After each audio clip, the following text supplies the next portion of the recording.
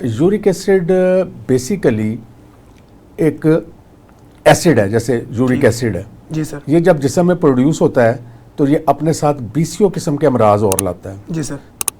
सीधी सी बात है, अगर एसिड है तो जिस्म में तेजाबियत करेगा। बिल्कुल। जब जिस्म में तेजाबियत करेगा तो पूरे जिस्म में एक प्रोसेस चलता है जिसे हम इन्फ्लामेशन या सोजिश का प्रोसेस कहते हैं। ठीक है सर। अच्छा, कुछ औकात में तो ये हमें नज़र आ जाएगी सोजिश। जी सर। जैसे अमूमन लोगों के जो नीचे बिग टो है या अंगूठा है पाँव का, उसके जोड़ के ऊपर एक ख़ास हद की एक सोजिश नज़र आती है जिसमें स्वेलिंग होती है, शदीद पेन होती है। जी सर। तो डॉक्टर के पास मरीज जाता है, वो यूरिक एसिड उसका चेक करता है तो पता चलता है यूरिक एसिड बढ़ा हुआ है। ठीक है। लेकिन बहुत सारी सूरतों में ऐसा मुमकिन नहीं है कि उनको ये सोजिश इस तरह से एक्यूट फेज़ में नज़र आए और वो सोजिश जिस्म के अंदर कई सालों से चल रही होती है। ठीक है। यूरिक एसिड हम में से अक्सर लोग चेक करते हैं, और आज आपके तवज्जुह से मैं ये भी बता दूं कि हमारी ज़्यादातर लेबॉर्ट्रीज़ ने उसकी कट ऑफ वैल्यू रखी हुई है 7। जी बिल्कुल ऐसे ही। मेल की उन्होंने 7 रखी हुई, फीमेल की 6 भी रखी हुई, 5.7 6 तक रखी हुई जी है। सर।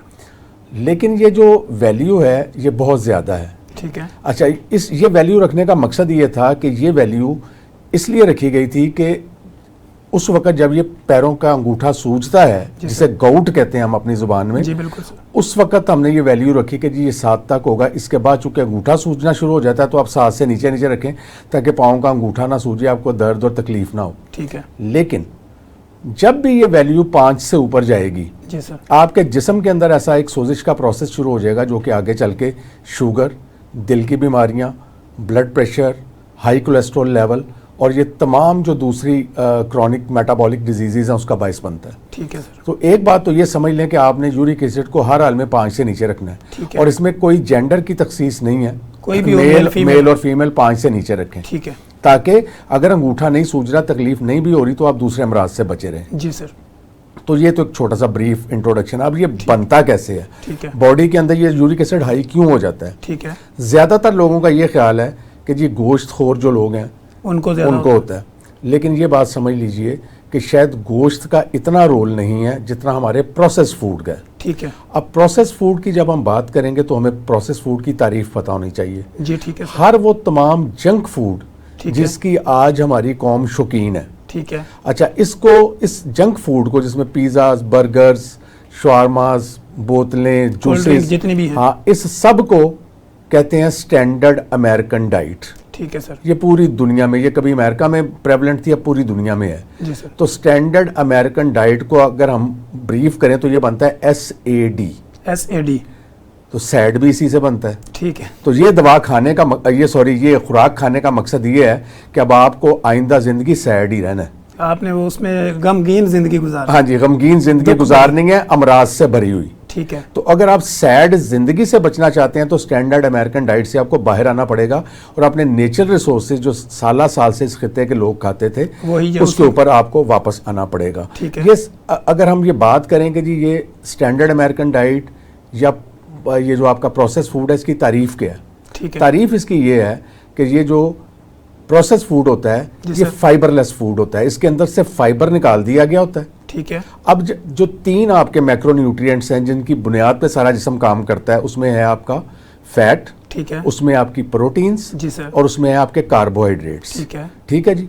जब आप फाइबर निकाल देते हैं तो पीछे बच गए कार्बोहाइड्रेट्स और फैट, कार्बोहाइड्रेट्स, फैट्स और प्रोटीन। ठीक है। जब आप इसमें से फाइबर निकाल देते हैं तो फाइबर निकालने का मकसद ये है कि अब आप जो फूड बनाएंगे, चूंकि फाइबर को आप फ्रीज नहीं कर सकते, ठीक है, इसलिए उसकी शेल्फ लाइफ खराब हो जाएगी। ठीक है। आप उसको लंबा अरसा स्टोर नहीं कर पाएंगे। ठीक है। फाइबर निकल गया, स्टोरेज का मसला हुआ।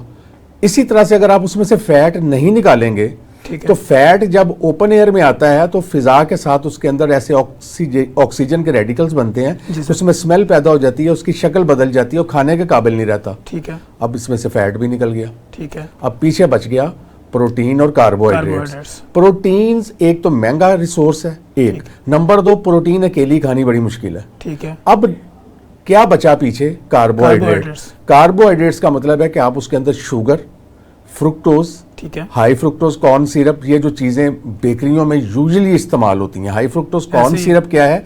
ये शुगर से, आम शुगर से कोई 5-10% जरा ज्यादा ठीक है। मीठा होता है और सस्ता होता है ठीक और है। लिक्विड फॉर्म में होता है, इसलिए हर चीज में ये मिल जाता है। ठीक है। अब आप जितना ज्यादा फ्रुक्टोज इस्तेमाल करेंगे उतना ही ज्यादा आपके गाउट के और यूरिक एसिड बढ़ने के चांसेस बढ़ते चले जाएंगे। ठीक है।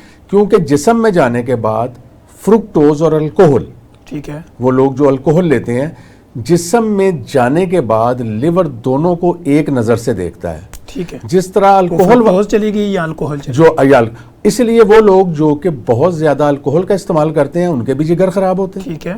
और वो लोग जो बहुत ज्यादा फ्रुक्टोज इस्तेमाल करते हैं जो कि प्रोसेस फूड में ज्यादा है, ठीक है।